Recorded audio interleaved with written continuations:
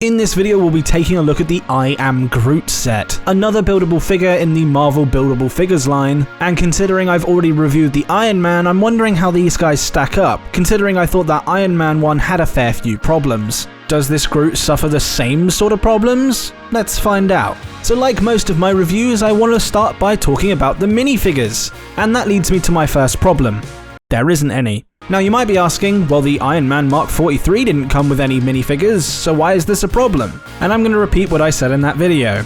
Although not needed for this set, I do think that even sets like this should come with their represented minifigure, considering the Star Wars buildable figures have been doing the exact same for a long time, and they come with a little plaque and the minifigure to go with it. Now like I say, the minifigure isn't necessarily needed, but a lot of people did miss out on those baby Groot figures from the Guardians 2 wave, and considering that tiny figure is now worth a fair bit on Bricklink, it would have been nice to see a brand new printed version of that in a dark tan colour rather than a reddish brown, considering that's the colour they're now going for with Groot. This would have been the perfect set to do that alongside with, giving us a brand new baby Groot figure with this baby Groot figure.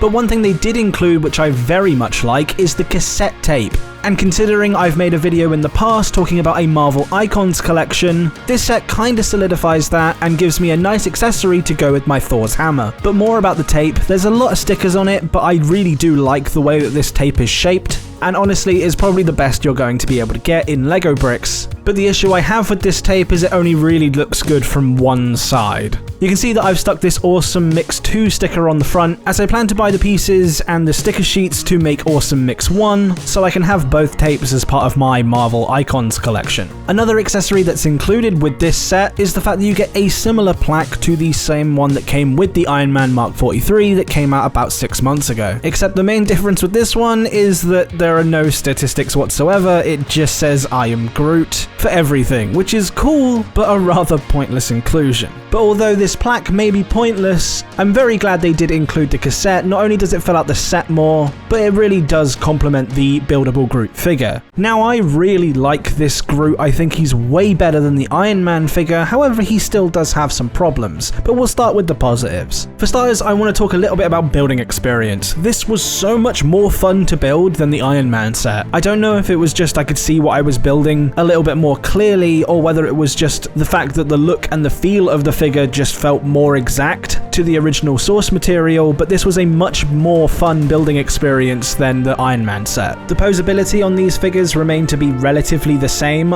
I do like that the Groot figure has adopted this waist articulation with the use of this ball joint, but it is a shame you can't really crunch the body in any way, so you can try and make some iconic poses. Speaking of iconic poses, it's actually incredibly difficult because he is so top heavy. That head really does do a number on these limbs, and although you can put him in some poses, like the pose on the box art, where he's dancing to Mr. Blue Sky, I really wouldn't recommend it if you're planning on putting it anywhere he might get knocked, because he'll just fall over, and considering the way that the head is built, something is going to fall off. And speaking of the head, there are lots of things I like about it, and some that I dislike. I really like the way that the head's built. I think it's a really creative and fun technique, and it was interesting to see how this head was built to make it look so good on the final product. But something I don't like is the mouth shape, and considering you can move the mouth, although I don't think it's intentional, the shaping just makes it feel extremely odd. I've seen a lot of people complain about this figure, considering the way that the eyes and the mouth look, and I must admit, this guy goes from looking very joyous and happy to looking like he wants to kill you in a dark alley with the flip of a coin, something I intend to try and fix at a later date. The sizing of the figure is just perfect, although the proportions to me at least feel a little bit off, more of which I'll explain in a minute. The sizing is perfect. You can see it looks great next to this Thor's hammer, which is also considered to be a 1:1 scale set, and I think even if you weren't planning to change any of this set, these two sets alongside each other just look fantastic, and I can't wait to see Marvel and Lego make more of the sets in this particular scale.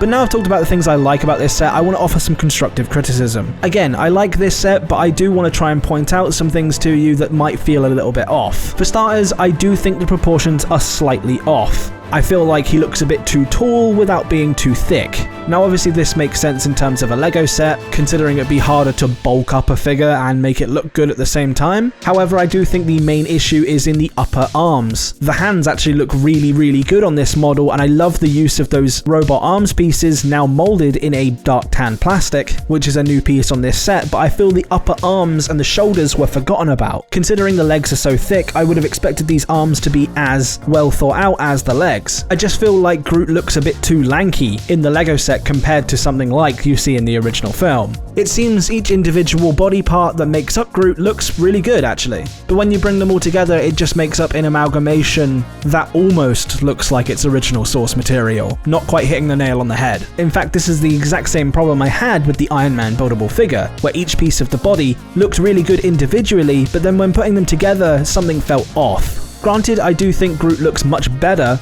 I don't think they've sorted out all their proportion problems. And although I do like the head shape, I do feel like the eyes might be slightly too big, and maybe a 2x2 piece and a redesign of the mouth would have worked slightly better. Another thing I will point out is that this guy is full of stickers. Like the Iron Man 43, which was also full of stickers, it seems to be a running thing for these buildable figures to just have quite a bit of stickers. Now, I've said in multiple videos in the past that I don't actually mind stickers, it adds a little bit more detail, and let's be honest, you're not exactly paying much for a sticker sheet, opposed to printed parts. But I will say Groot's eyes are printed, with that nice brown ring around the eyes, really elevating that cuteness factor that Groot does have. But overall, I do think this is a better buildable figure than the Iron Man set, but you are paying £10 more. Although I don't particularly think this set is a waste of money, I see it as just another jigsaw piece of a larger puzzle, being that hopefully 1-to-1 scale Marvel Icons collection that we will get one day. There was a rumour going around that we were going to get a Nano Gauntlet, which I was hoping was going to be in this new quote-unquote Marvel Icons collection scale, but with it leaking a few days ago at this point, and seeing it in the same scale as the Infinity Gauntlet, which does make total sense, considering I see that Infinity Gauntlet and Nano Gauntlet fitting in with more of the helmet line. I can't wait to see what Marvel do with this Icons collection scale later on down the line. I'd love to see an Eye of Agamotto, considering Doctor Strange in the Multiverse of Madness is a relatively recent film that's just come out,